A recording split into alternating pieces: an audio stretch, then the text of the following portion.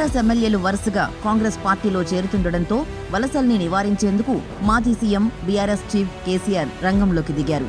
Party నేతలు ఎర్రవెల్లికి రావాలని కేసీఆర్ నుంచి పిలుపు వెళ్లినట్టు సమాచారం. జంపింగ్లను కట్టడికి కేసీఆర్ చొరవ చూపుతున్నారు.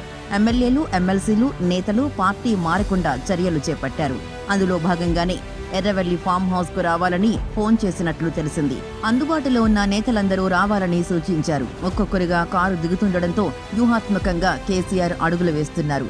సీనియర్ నేతలు పార్టీ మారుతుండటంతో డ్యామేజ్ నివారణకు చర్యలు తీసుకుంటున్నారు. ఫామ్ హౌస్ లోనే కేటీఆర్, హరీష్ రావు ఉన్నట్లు తెలిసింది. ఇప్పటికే అసెంబ్లీ సెషన్ కు ముందే బీఆర్ఎస్ఎల్పీ విలీనానికి ఆపరేషన్ ఆకర్షను కాంగ్రెస్ స్టార్ట్ చేసిన విషయం తెలిసిందే.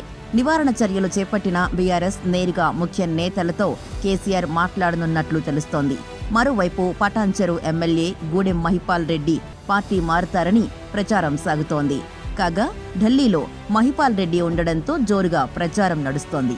అయితే ఢిల్లీ నుంచి పటాన్చెరు ఎమ్మెల్యే మహిపాల్ రెడ్డి ప్రకటన విడుదల చేశారు. సుప్రీంకోర్టులో పని నిమిత్తం ఢిల్లీకొచ్చానన్నట్లు ప్రకటించారు. అడ్వకేట్ నిరంజన్ రెడ్డిని కలవడం కోసం వచ్చినట్లు క్లారిటీ ఇచ్చారు. ఇటీవల ఈడీ దాడులపై తదుపరి చర్యలపై చర్చించడానికి వచ్చినట్లు పేర్కొన్నారు. ఇవాల్టి కేసీఆర్ మీటింగ్ సమాచారం తనకు తెలియదు అని చెప్పారు.